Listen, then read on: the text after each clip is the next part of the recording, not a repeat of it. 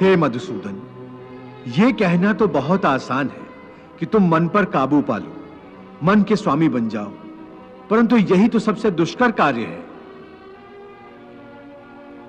हे केशव, मन तो वायु की तरह चंचल है। जिस प्रकार बहती हुई हवा पर काबू पाना असंभव है, इसी प्रकार इस चंचल मन को अपने अधीन करना अति दुष्कर काम है। हे अर्जुन, तुम्हारा यह कहना सत्य है कि मन अति चंचल है। उसे अपने वश में करना बहुत मुश्किल है। मुश्किल है जनार्दन, असंभव है। नहीं अर्जुन, मुश्किल अवश्य है, परंतु असंभव नहीं है। तुम्हारा कहना है कि मन को वश में करने का कोई तरीका, कोई साधन भी है? अवश्य है। क्या है वो तरीका? असंशयम महाबाहो मनो दुर्निग्रहम चलम अभ्यासेन तु कौन्ते वैराग्येण च गृह्यते। अर्थात मन को वश में करने के लिए उस पर दो तलवारों से प्रहार करना पड़ता है। एक तलवार अभ्यास की है और दूसरी तलवार है वैराग्य की। अभ्यास और वैराग्य? हां, अभ्यास और वैराग्य। देखो अर्जुन, अभ्यास का अर्थ है निरंतर अभ्यास। मन को एक काम पर लगा दो, वो वहां से भागेगा, उसे पकड़ कर लाओ, वो फिर भागेगा, उसे फिर पकड़ो। ऐसा बार बार करना पड़ेगा। जैसे घोड़े का नवजात शिशु एक क्षण के लिए भी स्थिर नहीं रहता, क्षण क्षण में इधर उधर फुदकता रहता है।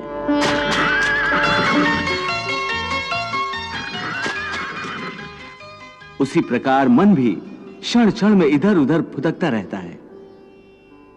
एक चंचल घोड़े की तरह मन भी बड़ा चंचल होता है, और ऐसे चंचल मन को काबू करना उतना ही कठिन है जैसे किसी मुंहजोर घोड़े को काबू करना। ऐसे घोड़े को काबू करने के लिए सवार जितना जोर लगाता है, घोड़ा उतना ही विरोध करता है और बार बार सवार को ही गिरा देता है।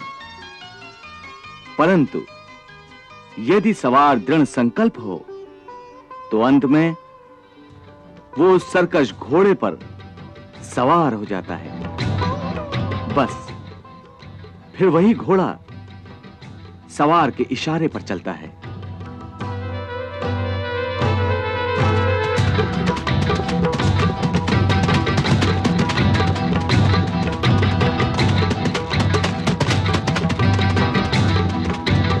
उसी प्रकार मन को भी नियंत्रण की रस्सी में बांधकर बार बार अपने रास्ते पर लाया जाता है, तो अंत में वो अपने स्वामी का कहना मानना शुरू कर देता है। इसी को कहते हैं अभ्यास की तलवार चलाना। जब अभ्यास की तलवार से ही मन ठीक रास्ते पर आ जाए, फिर वह दूसरी वैराग्य की तलवार की क्या आवश्यकता है? उसकी आवश्यकता इसलिए है कि एक बार ठीक रास्ते पर आ जाने के बाद मन फिर से उल्टे रास्ते पर न चला जाए, क्योंकि उल्टे रास्ते पर इंद्रियों के विषय उसे सदा ही आकर्षित करते रहेंगे।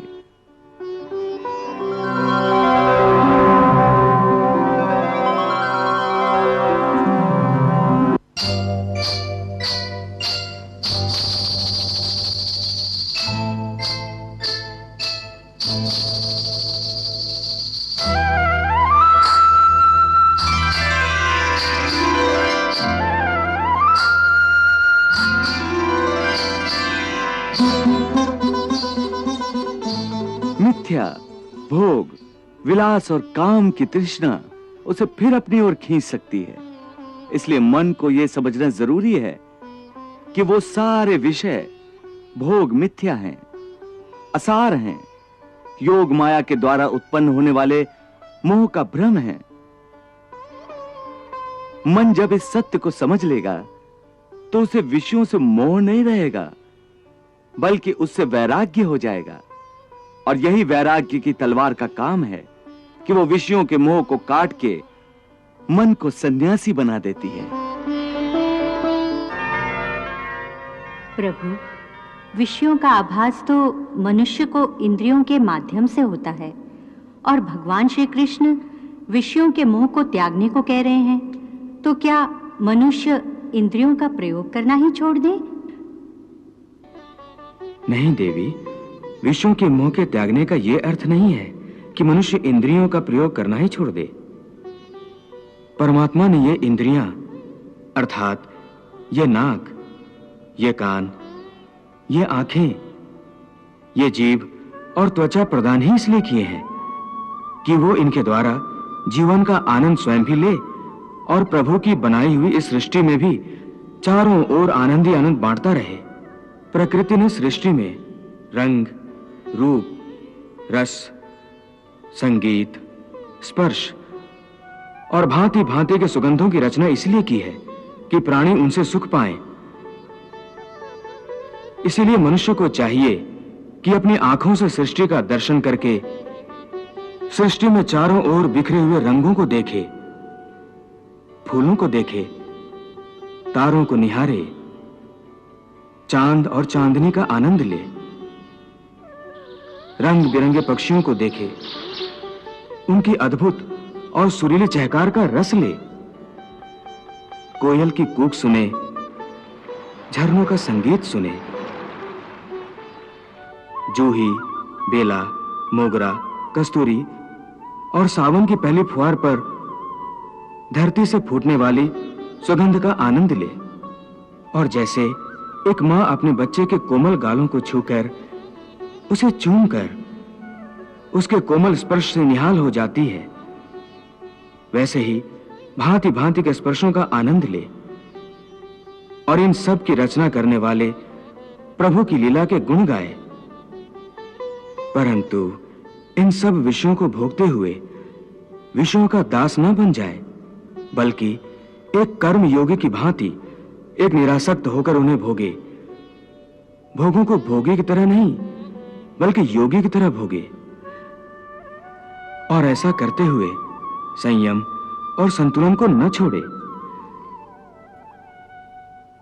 प्रभु भोगों के त्याग की बात नहीं कर रहे हैं देवी, वो तो भोग विलास में आसक्ति के त्याग की बात कर रहे हैं।